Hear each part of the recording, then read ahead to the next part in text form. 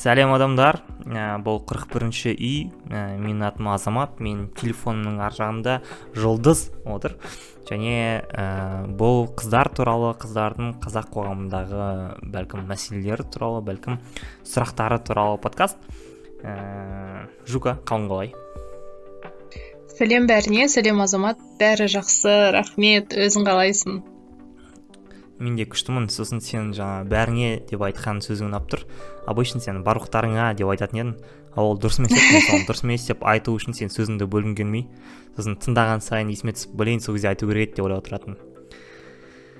Рахмет. Сондай.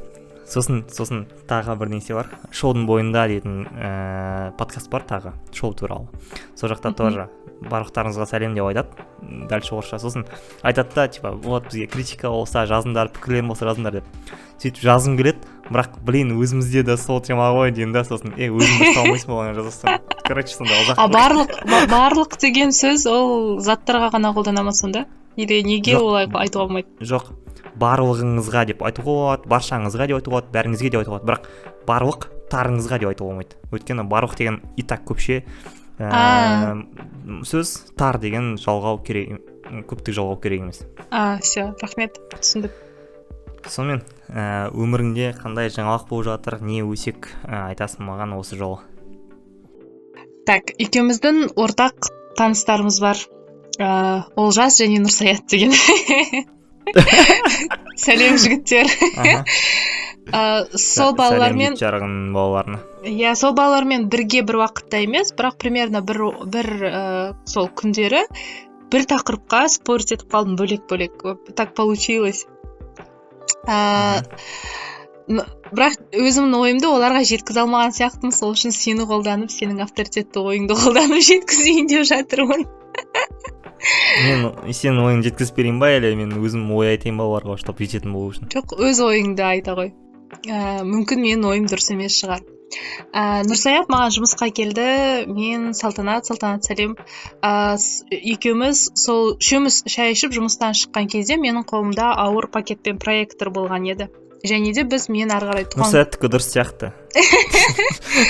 Ары қарай мен өзімнің құрбымның туған күніне баратын болғаннан кейін гүл алуға бара жаттық. Дала қар, қыс, тайғақ.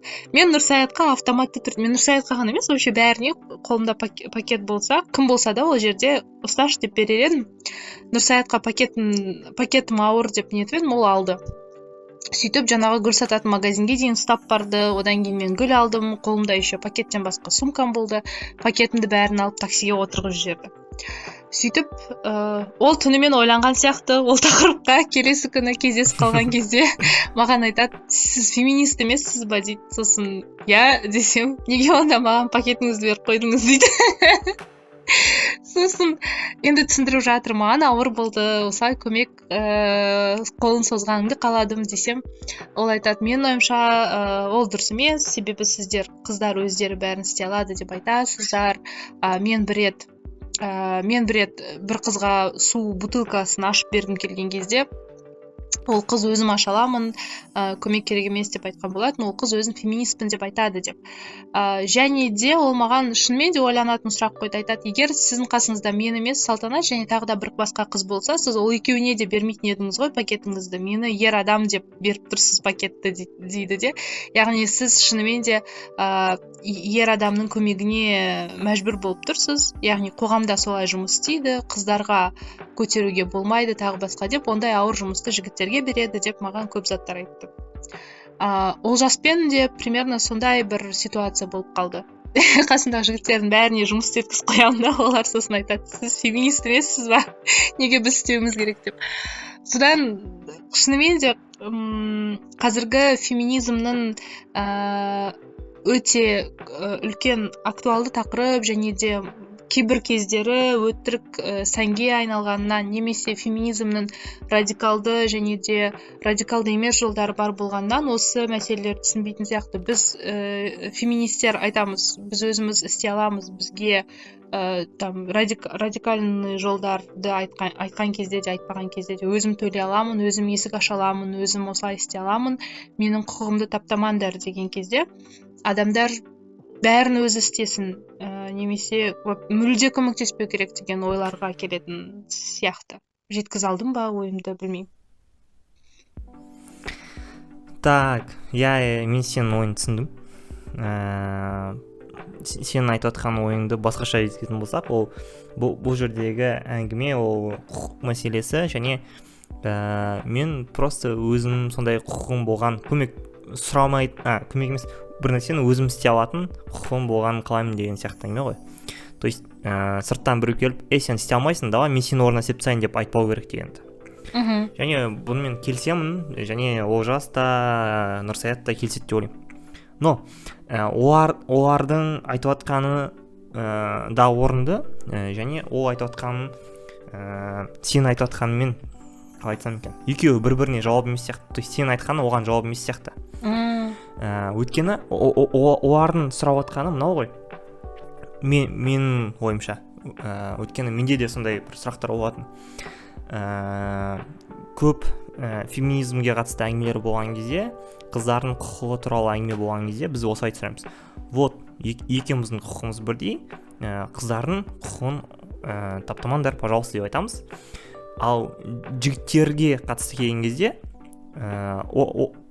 сондай өтініштер или сондай бір ауыр болып тұр, сен жігітсің ғой, көтере салшы деген кезде, бұл дәл сондай жағдай емес па? То есть мен жігіт болғаным үшін, сенен көбірек нәрсе істеуім керек жігіт болғаным үшін, немесе сен үшін бір нәрсе істеуім керек деген сияқты. То есть жігіттерге на самом деле қиын емес көп жағдайда, және оларға көп жағдайда ұнайды қыздарға көмектескен. Но вот мен ойымша именно феминист жігіттер, профем жігіттер де ғана сондай мышление болатын сияқты, менікі сияқты сұрақ. То есть, сен қалап жатсың екеуміздің тең құқықты болғанымызды, және өзің үшін күресіп жатсың, но в то же время менің құқығымды жоққа шығарып жатсың деген сияқты. Егер сен айтсаң, сен менің досымсың ғой, маған көмектесші деп айтсаң, мен түсінер едім. Ал сен айтып жатсың, сен жігітсің ғой, сол үшін көмектес деп айтып жатсың. Және бұл мен ойымша тең құқықтықты көрсетпейді деген сияқты. Оған қоса вообще осы ситуация туралы болған кезде, сен өткенде телеграмға жазған кезде мен жауап ретінде жазсам, вообще сол сияқты нәрселер, немесе кез келген сұраққа қатысты, қызға байланысты, ұлға байланысты деп бөлмеуге болатын болса, оны бөлмей-ақ қарастырғанды жөн көремін. Мысалы, біреуден көмек сұрау деген кезде сен қыздан көмек сұрайсың ба, ұлдан көмек сұрайсың ба, немесе қыз көмек сұрай ала ма, және ұл көмек сұрай ала ма деген кезде разница болмау керек мен ойымша. Екеуі де көмек сұрай алады. Екеуі де бір-бірінен сұрай алады. Екеуінен де басқалар сұрағаны орынды деген сияқты. Но оған қоса сондай бір моменттер болады. Кейбір нәрселерді сұраған кезде именно жігіттерден сұрайсың, кейбір нәрселерді сұраған кезде именно қыздардан сұрайсың деген сияқты. Мысалы, маған тамақ істеп берші деп сұрайтын болсам, скорее всего, мен қыздан сұраймын, өйткені мен ойымша қыздар тамақты жақсы істейтін сияқты деген сияқты. Бірақ бұл осы бөлініс нормально деп айтқым келіп тұр. Жаңағы ауыр көтеретін кезде жігіттерден сұрайсың, өйткені олардың физикалық күші көбірек деген сияқты. Бірақ бұл именно көмекке қатысты, то есть көмекті сұраған кезде. Ал егер поставить перед фактом дейма, немесе міндетсіну, немесе міндеттеп қою дегенге қатысты келсе, онда жаңағы сияқты ренжіштер орынды деп ойлаймын. То есть, мен сонда өзім міндетті болып қалдым да, дүниеге келдім, міндетті болып қалдым ба деген сияқты. Ал егер мен сенің досың болған үшін міндетті болып қалсам, или мен сенің жігітің болған үшін міндетті болып қалсам, ладно, өйткені ол міндеттен арылып алам. То есть, мен сенімен дос болмай қоя алам, ұнамай атса, или жүрмей қоя алам, ұнамай атса. Ал егер сол міндет маған ұнамай атса, мен ол болмай қала алмаймын ғой, или қыз болмай қоя алмаймын. Сол үшін сондай нәрселерде просто көмек дегенге акцент тұру керек. То есть, көмектесші, пожалуйста деген. Және мен ойымша әлемді мейірімділік құтқарады, сол үшін бәріміз бір-бірімізге көмектесейік деп. Болды онда 9 минуттық подкаст дайын десең. Жоқ, мен осымен шешілді. Ол кезде біз өмірімізде қаншалықты жаңағыдай феминистпін, ешкімнің құқығын таптамаймын деген күннің өзінде анау бір кішкентай кезіңнен басыңа құйылып қойған установкалар кейде өзінен өзі шығып кетіп жатады, сен контролировать етпейсің. Мен мысалы оны ұстай алмайсың, иә, қаншалықты өмірде ойланатын адам болсаң да. Мүмкін сол кезде шынымен де мен точный формулировканы не помню, бірақ мен сен жігітсің ғой, көтерші деп айтпаған да болуы мүмкін, айтқан да болуы мүмкін. Өйткені ауыр заттарды ер адамдар көтереді, ауыр жұмысты ер адамдар істейді деген установкалар бар шығар миымда. Бар шығар емес, бар. Сол кезде мен Нұрсаятқа айтамын, сенің мынау құқық таптаушылық, феминизм қорғап жатқан физикалық мүмкіндіктерге тең емес. Яғни сенің күшің көбірек болғандықтан мен саған өтіндім осыны істеуге. Бірақ ол ешқандай да құқық таптаушылық емес. Жаңағыдай құқығымды таптама және де екеуміз физикалық теңбіз деген заттар бір зат емес та. Біз бәрібір физикалық айырмашылықтарымыз бар деп. Бірақ оның айтқан сұрағы шынымен де мені ойландырып қойды. Сізден күшті немесе әлсіз қасыңызда қыз болса, сіз қолыңыздағы пакет қаншалықты ауыр болса да, қаншалықты ауыр затты көтеру керек болса да, оған беріп қоймайсыз, өзіңіз көтересіз деп. Екінші ой, адамдар барлығын, қайтадан өз-өзіме қарсы шығуға қорқып отырмын да, барлығын соншалықты феминизмнің призмасынан өткізген кезде біз осындай бір-біріне көмектесу, жай ғана адам ретінде, дос ретінде көмектесу деген нүктелерді кішкене әлсіретіп алып жатқан сияқтымыз, немесе жаңағыдай есік ашып беру деген сияқты, білмеймін. Себебі жаңағы әрбір қозғалыстың сияқты радикалды феминизм бар. Радикалды феминизм барысында жаңағыдай Нұрсаятқа айтқан қыз сияқты бутылканың крышкасын өзім де аша аламын. Тіпті олай маған көмектеспе дейтін де қыздар бар. Ол түсінікті, өйткені көптеген осындай есік ашып беру, төлеп беру, банк ашып беру деген сияқты заттардың артында мен саған көмектесемін, менің сенен күшім көбірек. Көптеген бір ғана қадаммен емес, көптеген бірнеше қадаммен ар жағында жаңағыдай құқығыңды таптау, зорлық-зомбылық көрсету сияқты нүктелерге жетуге болады бірнеше қадамнан кейін, содан кейін. Сондықтан радикалды феминизмде немесе феминистердің күресіп жатқан жағда кейбір феминистердің жаңағыдай бутылканы да ашып бермей ақ қой, пакетті де көтермей ақ қой, есікті де ашып бермей ақ қой деген заттары логикалық тұрғыда кішкене түсінуге болады. Бірақ ол барлық феминистерге көмектеспеу керек деген сөз емес, немесе феминистер өздері должны справляться деген сөз емес. Соны айтқым келді, но сенің жаңағы сөзіңде мен сенің сөзің сияқты ой туралы ойланып көрмеппін. Ол жаңағыдай мына пакетті алшы, сен жігітсің ғой дегенде мен ол адамның жігіт ретінде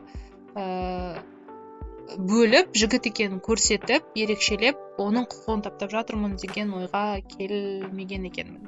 Кешірімдер. Ол енді сол жаңағы именно пакетке қатысты мысалда слишком мелочный болып естіледі. Иә. Но біз жалпы әңгімелер туралы айтып жатырмыз ғой, басқа сияқты нәрселер дейді. Короче, сондай нәрселер негізі көп. Тағы бір нәрсе айтқым келді. Көмекке байланысты, как раз біреу сенен көмек сұраған кезде сен сол көмекті беруге міндеттеліп қалмайсың. В то же время сенде остается право кімге көмектесетініңді өзің шешесің. Феминистке көмектеспеймін деп шешсең, өзің біл. То есть, вот, мынау феминист және мен көмектессем, ол жаңағы пайдаланып өзімді жаман сезінемін десең, көмектеспей ақ қой. То есть, біреуге көмектесем және көмектеспеймін деген шешімнің өзі де сол гендерге қарамау керек сияқты. Вот мен қыздарға көмектеспеймін, өйткені пусть они сами справятся деген сияқты болмау керек сияқты. Онда мынандай ойға келеміз, жалпы көмек деген ойға келеміз дегенде қалай? Адамдар бір-біріне көмектесу керек, ол бізден бұрында болған ой. Бірақ көмекті сұраған кезде сен жігітсің ғой, немесе сен қызсың ғой, сол үшін көмектесші деген болмау керек. Екіншісі, ол адам өзі көмектесе ме, көмектеспей ме шеше білу керек, иә? Ендеше онда... Сосын тағы қоссам ол ма? бір маңызды момент бар. Біз көмекті сұраған кезде сол көмекті бере алатын адамнан сұраймыз ғой. Сен вот неге қыздардан сұрамайсың? Өйткені сен ойлайсың, маған ауыр, ол қызға да ауыр болады, скорее всего ол маған көмектескісі келмейді или көмектесе алмайды, даже тырысса да. Мен мысалы там компьютерді оңдап бер деп механикке айтпаймын, именно программистке айтамын, өйткені ол біледі, қолынан келеді. Сол сияқты пакетті көтеріп бер деп жігітке айтамын, өйткені оның қолынан келеді деген сияқты. Егер солай болса. Но ал есікті ашып бер деген болса, ол уже басқа әңгіме сияқты. Сол, адам өзі шешеді, көмектесе ме, көмектеспей ме. И мысалы біз қыздар феминизм қозғалысында өзіміздің құқықтар үшін күрескен кезде ең бір нүкте айтылатын, ол маған айтпаңдар, сен қызсың ғой, нәзік бол, сен қызсың ғой, осындай бол, сен қызсың ғой, осыны істе деп айтпау керек ешкім дейміз де. Бірақ жаңағы мен мысалымдағы қателік, сен жігітсің ғой, сондықтан көтер деген дәл солай зеркалить ететінін түсініп отырмын. Бір сұрақ айтайыншы, сұрақ қойыншы. Сен мынау туралы ойланып көрші, егер сенің қасында Нұрсаят пен Салтанат емес, вообще сен танымайтын екі адам тұрса, біреу қыз, біреу жігіт болса, сен қайсынан сұраушы едің? Егер сол кезде де жігіттен сұрайтын болсаң, онда жаңағы сен айтып отқан нәрсең расымен солай.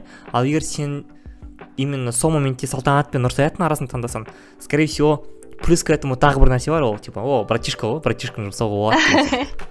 Мен ол екеуіне солай братишка сияқты қараймын да. И маған как будто бы олар жоқ, көмектеспеймін деп айтпайтын адамдар сияқты да. Айтқан заттың бәрін істейтін адамдар сияқты көрінеді, кешіріңдерші. Андай сондай бір айтылмаған сыйластық бар да. Бірақ мен оларға көмектесіп жүрген жоқпын. Но, короче, мен сол үшін айттым. Егер екі танымайтын адам болса, скорее всего, мен екеуіне де айтпаймын, көмектесші деп өзім көтеріп жүре беремін. Өйткені оларды танымаймын, оған қалай қарайтынын білмеймін. Сосын жаңағы сұрағынан бір ой туындап отыр.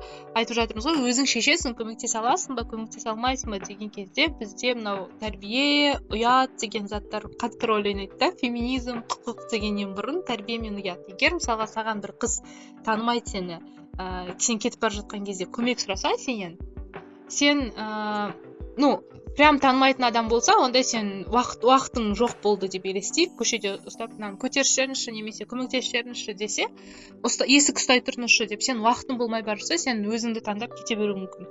Белгілі бір көмектесуге дайын тұрасың, енді сол кезде мысалы Нұрсаят көтергісі келмесе де, ол жаңағы ұялуы мүмкін, мені танитын адам, жоқ деп айтуға.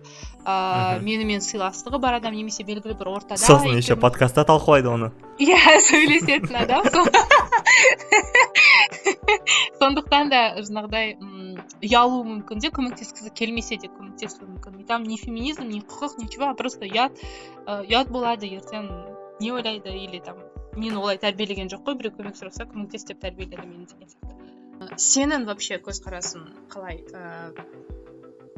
Жаңағыдай радикалды методтарға мен бәрін өзім істей аламын, бутылканы да ашпай қойыңдар, банканы да өзім ашам, и там медведя заколю, и рыбу принесу домой деген сияқты заттарға. Жай ғана адам ретінде. Осыған қатысты бұл нәрсе комплекстен де ойлаймын. То есть психологиялық комплекс бар, және сол үшін осындай болады. Екі параллель жүргізем. Түсіндірейін да, қыздар ренжімесін, до конца тыңдап алсын, ренжімесін. Если что, мен дайынмын. Комплекс қалай пайда болады, ол сондай бір негативный тәжірибеден пайда болады ғой. Кезінде жаңағы біреуден көмек сұрады, біреу бутылкасын ашып берді, содан кейін міндетсін, сол жігітке міндет болып қалған сияқты, немесе сол жігіттен өзін әлсіз сезініп қалған сияқты, немесе қарыздар сезініп қалған сияқты болып қалуы мүмкін. Соның кесірінен бір комплекс пайда болды да, енді мен жігіттерден көмек сұрамаймын, бутылка ашуға деген нәрсе болуы мүмкін. То есть ол андай емес. Мен күшім жетіп тұр ғой, не үшін одан сұраймын деген емес. Скорее всего сұрағысы келеді, бірақ өзіне оны рұқсат етпейді, өйткені шектеп тұратын нәрсе бар. Осыған ұқсайтын тағы бір момент бар. Мысалы қазақ тіліне байланысты біз мысалы дүкенге барып или там кофейняға барып қазақша меню сұраған кезде немесе орысша жауап бермей тұрып алсақ, ол скорее всего біздің жаңағы бір кемелдігіміз емес, немесе қазақ тіліне адалдығымызды көрсетпейді, ол жай ғана біздің комплексімізді көрсетеді. Біз қазақ тілі болғаны біз үшін сол маңызды психологиялық жағынан. Өйткені бізде орыс тіліне қатысты негативті опыт бар. Өйткені соның кесірінен біз қазақ тілділерді сыйламайды деп есептейміз, сол үшін біздің құқықтарымыз шектеледі деп есептейміз. Және екеуін не үшін қатар айтып жатырмын? Өйткені екі жағдайда да сол комплекске құқылы деп есептеймін. То есть мына жақта қыздар да соған құқылы және қазақтар да соған құқылы. Өйткені сол комплекстің пайда болуына себепші болып жатқан осы жағдай. Сол жаңағы негативный опыттың болуына себепші болып жатқан мына жақта то ли еркектер, то ли патриархат деп айтайық, мына жақта то ли орыс империясы, то ли орыс тілді қоғам деген сияқты. То есть бәрі керемет болса, бәрі изначально тең дәрежеде болса, изначально екеуінің құқықтары мен мүмкіндіктері бірдей болса, и мен өзім өмірім там чистый вакуумнан таңдасам, вот мен қазақша сөйлеймін ба, орысша сөйлеймін ба десем, және менің алдымда тұрған адам қазақша түсінбейтін болса, маған проблема емес болушы еді орысша сөйлей салу.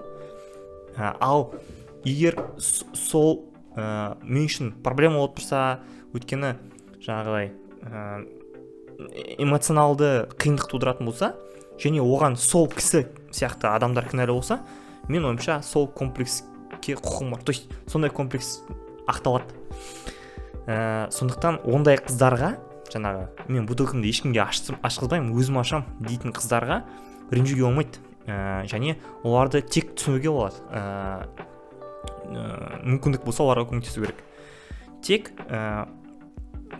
бұл жаңағы сол қыздарға қарап тұрған ракурстағы адамға айту. То есть мен өзіме сөйтіп айтам, оның құқығы бар, солай істеуге деген сияқты. Но егер біз қызға сол айтатын болсақ, то есть қыз бізден сұраса, азамат, мен сол дұрыс па деген сияқты сұраса, мен айтушы едім, блин, соған құқың бар сенің, но бұдан саған пайда жоқ деп айтушы едім. Өйткені сол комплексті жеңіп шығу, көмек сұраған кезінде көмек сұрай салу деген ол өзіне керек, және тек соның ғана өмірін жеңілдетеді. Басқа ешкімге ешқандай пайда жоқ содан. То есть біреудің соған көмектескенінен содан басқа ешкімге пайда жоқ. Сондықтан сол пайданы алу, өмірді жеңілдету, жақсарту деген сияқты нәрсе соның қызығушылығында болу керек деп есептеймін. Сондықтан сол комплекспен жұмыс істеуге кеңес беруші едім. Комплекстан бөлек вообще түсіндірілетін заттар, сенімен келсем толықтай ондай жағдайлар бар, және мынандай жағдайлар бар. Феминизмнің тарапынан қарастырылатын болса, онда жаңағыдай көмектер немесе бөліністер мынаны ер адам ғана істей алады, мынаны әйел адам ғана істей алады, сондықтан да мынаны ер адамдар істеп берсін деген бөліністер, немесе ол адамдардың өздігінен, еркектердің өздігінен келіп көмектесіп, немесе басқа да заттарды жасағаны, бағана мен айтқанда 2-3 қадамнан кейін құқығыңды шектеуге алып келеді. Яғни кейбір жағдайларда бөлініс, еркек мынаны ер адам істей алады, мынаны әйел адам істей алады деген көп ер адамдарға да, әйел адамдарға да ярлықтар іледі, яғни енді всегда әйелдер осын істеу керек. Және егер одан кейін әйелдер оны істемесе, онда порицание общественное дейді ғой, қоғамдық бір жаман талқылауға, көзқарасқа ұшырайсың. Дәл солай, мен ойлаймын, дәл солай егер бір физикалық тұрғыдан әлсіз ер адамды көрсе, адамдар қатты айтады, но еркек емес, еркекке ұқсамайды, бір нәрсені көтере алмасан, ауыр жұмысты істей алмасан, онда сен там жігіт емес, неправильный какой-то парень.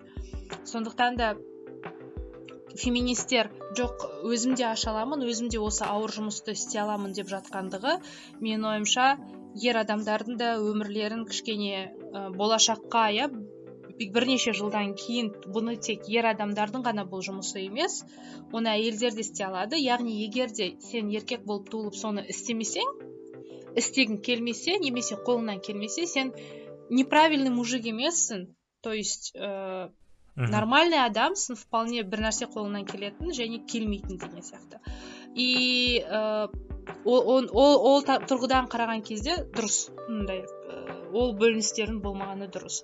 Екіншісі, кейбір феминистер ойлайды, осындай көмектер және де ер адамдардың сен үшін бір нәрсе істеулері ертең сен үшін шешім қабылдауға алып келеді. Бір нәрсе уақыттан кейін, бүгін ол саған бутылка ашып берді, ертең ол сен үшін кафеде төледі, бүрсігүні ол тағы да бір нәрсе сен үшін істеді. И егер қарым-қатынасқа түсіп жатсаңдар, немесе отбасы құрып жатсаңдар, сен үшін класстастардың сен алдында айтқандай кездесуіне бармайсың деп шешеді, немесе сен үшін енді сен мына жұмысты істеме, мынаны істе, немесе жұмысқа шықпа дегенге алып келеді. Әрине олардың арасында көп андай логикалық байланыс жасау керек. Ол тұрғыдан қараған кезде де сол феминистердің істемей ақ қойыңдар, өзім істеп аламын дегені дұрыс сияқты. Ал егер де жай ғана на бытовом уровне қарайтын болсаң, шынымен де физикалық тұрғыдан әртүрлі, биологиялық тұрғыдан әртүрлі адамдар көп. Қыздар бар мықты, менен де күші көп қыздар бар, менен әлсіз қыздар бар.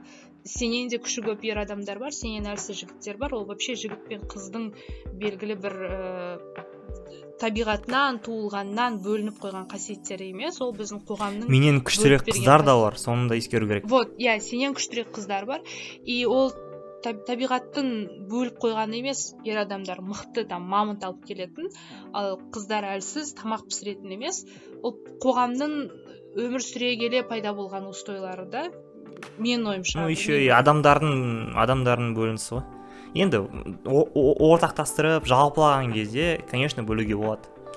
Но адамдардың жеке-жеке қараған кезде, вполне возможно, бір конкретный қыз, бір конкретный жігіттен мықтырақ болып шығуы. Және бір конкретный жігіт, бір конкретный қыздан икемдірек тамақ пісіруге, тігін тігуге деген сияқты болуы. Тағы бір маңызды момент айтқым келіп тұр. Жаңағы бірнеше қадамдардан кейін тәуелді болып қалу, немесе қыз үшін шешім қабылдауға баруы деген сияқты. Мына ең басындағы момент, жаңағы мен үшін бутылка ашып берді, немесе пакет тасып берді, және ең соңғы момент мен үшін жұмысқа тұрамын ба, тұрмайын ба деген шешті, или қандай киім киетінді шешті деген. Екеуі түсіндіргім келетін нәрсе бар. Ол мына А точкасы, мына Б точкасына 100% апарады емес. То есть, скорее всего, апарады біздің қоғамда, бірақ 100% апарады деген емес. Қандай жағдайда апарады? Ол при условии жаңағы жігіттер сол мақсатта, то есть сондай логикамен істеп жатыр, және қыздар да сол логикаға көніп жатыр деген мақсатта. Енді біз осы Б точкасына жеткіміз келмейді, но А точкасы тоже не устраивает десек, түсінуіміз керек, жаңағы қыздар біреуден көмек сұраған кезде, және жігіттер біреуге көмектескен кезде, или наоборот, олар жаңағы толықтай тәуелсіз, самодостаточный дейма, немесе кемел қазақша болу керек, что мынаны түсінетіндей. Мен біреуге көмек берсем, немесе көмек сұрасам, оған қарыз болып қалмаймын, немесе біреу маған көмектессе, мен оған қарыз болып қалмаймын, мен біреуге көмектессем, ол маған қарыз болып қалмайды дегенді. Өйткені көмектесу немесе көмектеспеу деген шешімді мен өзім қабылдадым, және бұл тек не болу керек, қалай айтады, бескорыстный дейма, тек қайтарым күтпейтіндей болу керек. То есть мен оған көмектестім деген кезде еш нәрсеге міндеттелмейді, ол маған кейін көмектеседі дегенде, немесе ол маған все бір нәрсе қарыз дегенді білдірмейді. Және әр қайсымыз соған сондай ұстанымға жеткен кезде Б точкасына бармаймыз. То есть мына А точкасы Б точкасына жеткізбейді. Ақылыңнан айналайын, дұрыс айттың. Егер адам өзі айтпаса, за мной должок деп айтамыз Иә. ғой біз. Ой, блин, көмектескеніңе рахмет, за мной должок. Онда мүмкін сен Иә, блин, иә. помнишь, мен саған көмектеспедім ғой деп айта аласың, бірақ ол ешқандай да сенің алдында енді адам өмір бақи қарыз дегенді білдірмейді. Бірақ жаңағы зат қой, мен А точкасының болғанын қалаймын. Точнее, болмағанын, біздің А точкасы негативті айтылып жатыр ғой. Яғни маған адамның мен таңдаған жігіттің немесе жалпы інімнің, ағамның көмектескенін қалаймын. Яғни ауыр затымды көтеріп бергенін, есік ашып бергенін, егер біз свиданияға жігітпен барып жатсақ, оның төлегенін деген сияқты қалаймын. Здравствуйте. Иә. Кстати, осы момент тоже айырмашылығы бар. Бірінші моментте біз көмек туралы айтып жатсақ, екінші сен айтып жатқан моменттер ол келісім арқылы жүре алады. То есть жай ғана келісе алады қыз бен жігіт. Вот, мен саған қазір, мен сені алақанымды айлап өтем, ешқандай физикалық қиын көрсетпеймін, но будь добра, мен айтқанмен жүр. Мен айтқан жерге бар, мен барма деген жерге барма, сол кезде будет счастье, типа. Сен де тыныш, мен де тыныш. Өйткені мен сондай адаммын, что сен үшін қатты алаңдаймын, немесе қатты қызғанамын, сол үшін маған сондай қыз керек, үйде отыратын, немесе мен айтқанмен жүретін қыз керек деп іздесем, және сол условиямен келісетін қыз тапсам, онда мен ойымша без проблем. Солай келісіммен өмір сүруге болады, және бақытты өмір сүруге болады. Ал егер осындай келісім айтылмаса, сондай келісім болмаса, көмек деп басталған нәрсе соған қарай, типа, мен сені түсініп ойладым, мен саған көмектесіп жүргенде, ты что, думала, все за бесплатно, что ли, деп болса, онда бұл манипуляция. Иә, екі сразу ұмытпай тұрғанда, жаңағы ойымды аяқтайтын болсам, А точкасын болмаған қалаймын. И сен дұрыс айтасың, келісіп алып ондай заттарды жаңағыдай бір-біріне ешқандай да кедергі, дискомфорт сыйламайтын адамдардың бірге болған дұрыс. Және Б точкасына жетпегенін қалаймын. Сәйкесінше айтқым келгені, ол адамның істеп жатқан көмегі ретінде, мен де қызы ретінде, әйелі ретінде, әпкесі және қарындасы ретінде біреудің дәл солай менен көмек сұраса, көмектесемін. Яғни в одну сторону жұмыс істейтін зат емес та. Біз қазір талқылап жатырмыз, тек ер адамдар көмектеседі ма, көмектеспейді ма, тағы басқа. Бірақ егер шындығына келгенде Нұрсаят менен сұраса, егер там Жұлдыз осылай істеп беріңізші, бір турнир ойнайықшы деп, сол сияқты мен тоже қолымнан келген көмегімді беремін. Яғни ол жерде тек қана мен А точкасы болмаған қалаймын, маған бәрін істесін. Ал еще мен үшін ештеңе шешпесін деп отырған жоқпын. То есть я тоже буду помогать қолымнан келгенше, иә. Ол как раз қарым-қатынастың сұрағы. Екіншісі, сразу ойыма түскені, Айжан Байзақованың интервью түсті да ойыма. Одан мен де ойыма түсті. Есіне, я сен феминистсің ба дегенде, жоқ, мен феминист емеспін, себебі я хочу, чтобы за меня платили, не хочу готовить, тағы басқа деп айтқан еді. Бірақ ол да феминизмнің ішінде бола алады ғой. То есть айтады, я не хочу готовить, не хочу ничего, но не хочу, чтобы меня за это еще и били, дейді, да, типа, істемегенім үшін. Да. Нормальный, адекватный желание және феминизмнің ішінде вполне өмір сүреді, өйткені феминизмнің да айтқысы келіп жатқан сол. Істегін келген затты істе, істегін келмеген затты істеме, және де соны қолдайтын, түсінетін адамды тапсаң болды. Типа, феминизм ол обязательно бәрі карьеристка болып өздері істесін деген емес. Бағанағы бутылка ашып беруге келеді. Точно так же жігіттердің жағынан да жұмыс істейді.